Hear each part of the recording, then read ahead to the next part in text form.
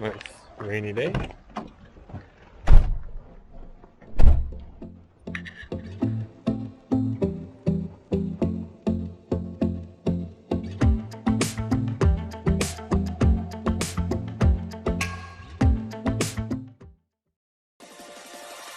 Check this.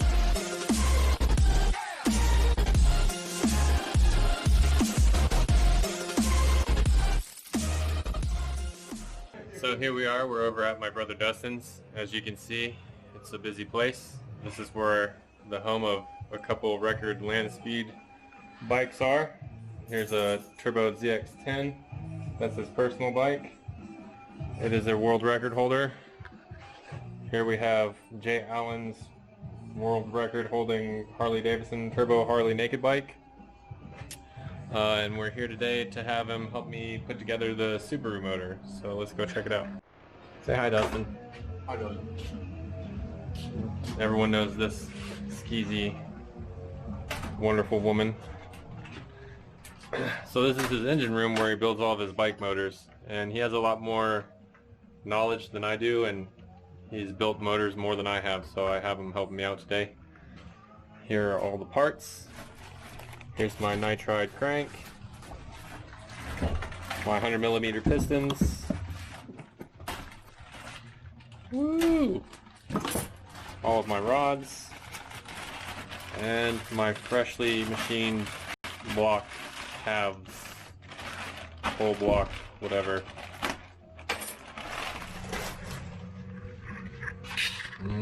Fresh crosshatch. Alright, so when you're doing this, you want to make sure you have a really clean room to do it. You want to try to get out of your dirt and dust and metal shavings and oh my.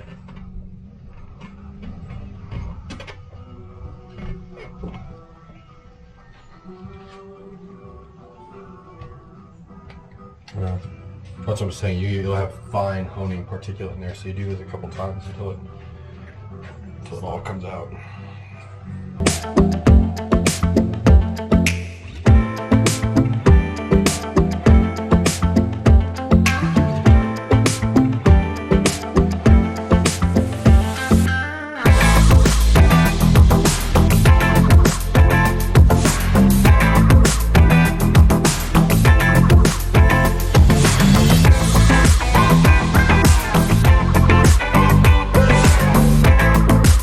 Somewhere in here should be, aha! The instructions. Yep, so this is what he had to, By the way, real men use instructions. boom. Piston ring installation instructions. Well, look, they differentiate between mild, medium, and high boost. Ooh, and extreme. We're going for all the boost. Not really. Probably medium, 16 to 25. Yes. Gas, Alky E85, sure. Bore, top ring.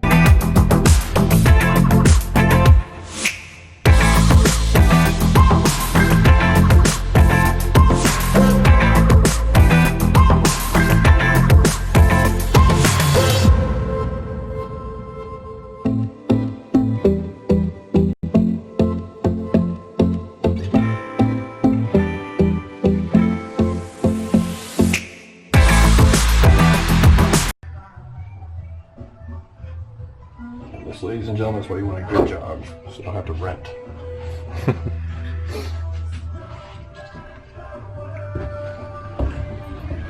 So that's what he's going to run for recommended clearances. Coated skirt, mild versus high boost. You're going to be in the middle there, so you'll have an extra 3.5 for overall clearance. And you notice they specify a gauge point for you, because these things are technically barrel shaped, Right. when they make them. Yeah, they want it in the upper half, from the bottom of the wrist pin up, basically. Alright, cool. So we know that we have a 100mm bore. Technically not. I don't think we'll do the difference in math, but it really shouldn't make a difference. Bore should be damnably close. 99.9. So 9.9 divided by 25.4, 3.933 plus our 30. Well, it was plus our 35 basically. could just use 100, but we just ended with a little bit more gap. Let's look at the difference between doing 99.9 versus 100. And then I'll tell you, medium boost, gas alky, 4 times 06 times 0.006. Here we go. So that puts top ring at 0.0235, 0.02336 because of where that came out. Same thing with your second ring.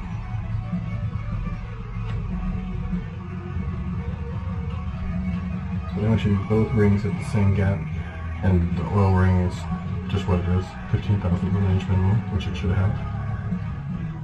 Make sense? Mm-hmm. Whole math, whole thing.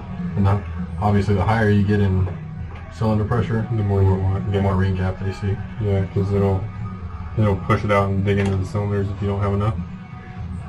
And it breaks your rings, right? Yeah, the rings will eventually start to butt together and they'll actually push and they'll other way, not out in. Yeah. Once they butt together, then everything goes apart. Yeah, it's bad time.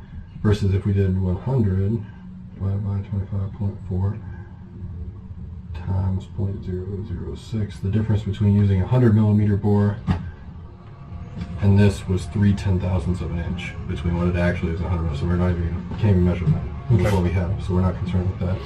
Now, what's interesting, the difference in ring gap, if you were say going to run a lot more power, just because I'm curious. 25.4. Probably is in my head if it wasn't all fucked up. Times 0.065. Interesting they do the rings at the same. You end up with 25 thousandths. So 1,000, basically 2 thou more for running that much more boost. So the measurement we're working with is fairly critical. We want it within 1,000th if at all possible. Okay. Just an idea. So we shouldn't need that anymore. Yeah. No, and do you know? We're gonna need that. I mean, we're gonna need that. Do you know which cylinder's number 1 on here? No. All right. We'll just arbitrate. So I wouldn't even bother filing that one. That's actually closer to probably where your boost one was. Just being what it is. And this is the second ring, right? Like that's actually this motor. Well, that's just a scraper ring. It's not a compression ring, but.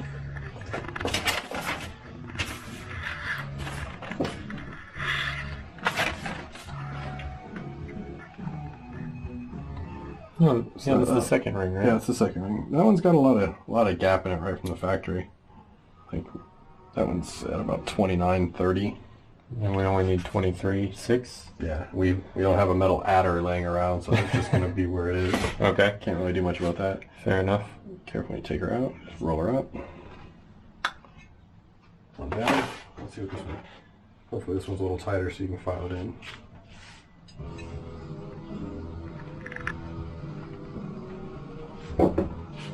Set it down.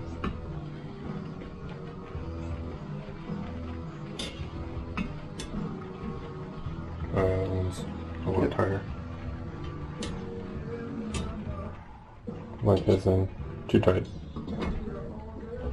Yeah, it's not quite there yet. So you'll have to pick it up into this thing. Mm-hmm. A smarter man than me would do it at like 90-degree increments instead of just bouncing around like this. It's most important that it's flush. There, yeah. Got the actual opening. Start with 23. Hopefully that's too tight. Oh yeah. Ain't going. So, let's see where we are.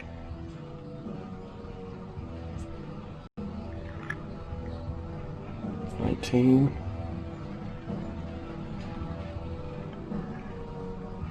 That's pretty snug. I'd say it's 15 or 16. 15 and change probably. So you gotta be careful when you start trying to dig that thing in there. You're gonna do what I just did there, which is push the ring apart or pull it out of square. It's just kind of figuring out where we were. So you need to go quite a few sizes up when we do this. Pull this guy out.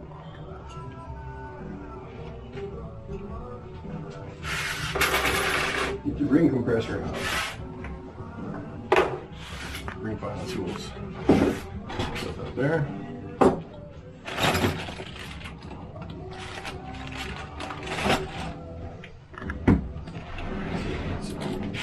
Get a little redneck tooling set up. Get you some clamps. This thing actually used to have some kind of clamp. Bet you we can just put it in here though. Oh, That's what that's for. Oh, brilliant. Brilliant!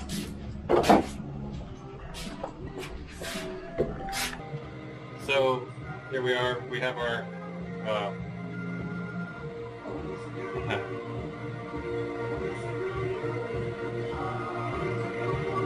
Grinder? yeah. So here we are. We have our ring grinder set up. Just using a little vise. The ring grinder is attached to that. Obviously, we're using a electric drill to spin it for us on a rheostat, so it spins it at a slow, steady speed. All right, that way I can use both hands to hold the ring down. The goal is, as most of you know, to hold this as flat as possible and to keep the ends as perpendicular to each other as you possibly can. And you're just going to do little touches, taps, and because it takes off a little bit at a time and you don't want to go too far, right? So we're trying to hit 23 thousandths. So I'm going to go ahead and grind this one a little bit more because we're getting close. And we'll see how it fits after this one.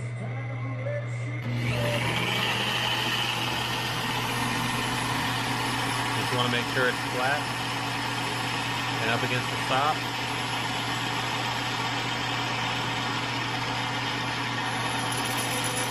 Just want to do a little tap.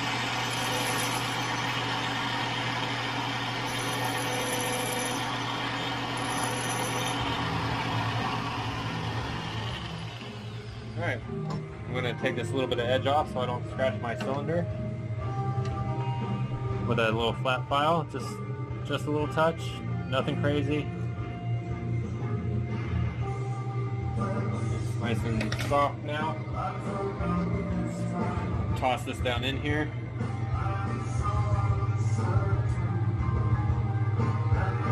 We're going to use our little measurer to get it to the same height all the way around, which I've never used this method before with this kind of angle, but it works great.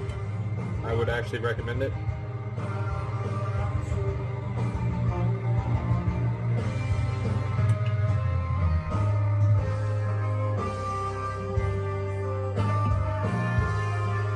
Just got to make sure it's nice and level.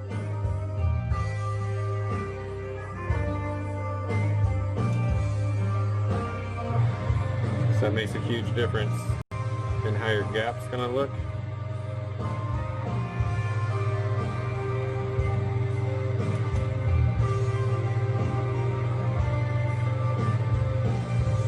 I probably do this a little too much, but you know, better safe than sorry. Alright, you get your feeler gauges out. Last time I was at Almost 21. almost 21, so I'm going to start with 21.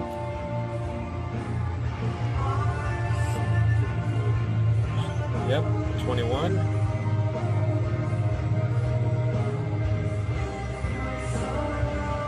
Just going to keep on moving up, so we're going to 22. I'm looking for 23. Here's 22.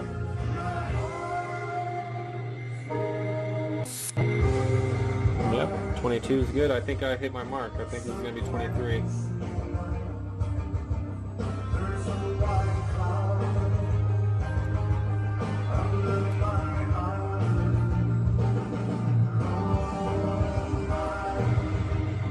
Oh yeah, that's good. Alright, so I'm going to try 24, just to make sure I didn't go too far. You want to err. If you're going to err, it's better to do it a little bit bigger than it is to go a little too small. But Why is it better to go bigger? because if you ever have like a, oh yeah, see, there we go. So if you ever have like a boost spike or anything crazy happen, your motor, your ring ends won't touch, because once your ring ends touch, that's game over. Rings are gone, motor's toast. So it's always better to, you want to get it as close to as possible, but if you have to do a little off, then you're going to want it a little bit bigger. So that's one. That ring was fine. And then we're on to, now we marked each cylinder, so as, you know, cylinder 1, 2, whatever. I'm going to mark this bag of rings as one, because you want to keep them with each cylinder that they go with, okay? So, put one on that. We're going to keep them all together. I already checked the second ring and it's fine. I'm going to check the oil ring and everything. Those aren't as critical, but I'm going to check them anyway. Alright, so I have the one side done. Now I'm starting on the other half. I'm going to set it down on time lapse and finish this, and I'll see you in a minute.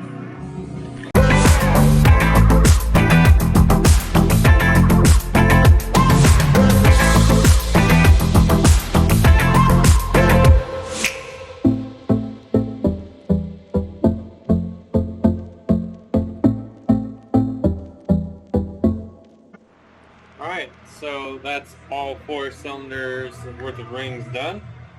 That was the last one right there. All to 23 thousandths. Well, we'll call it 236. Everything's good to go. But that's all we have time for tonight. So we're going to call it a night. We both have to work in the morning, so we'll continue this tomorrow. Check this.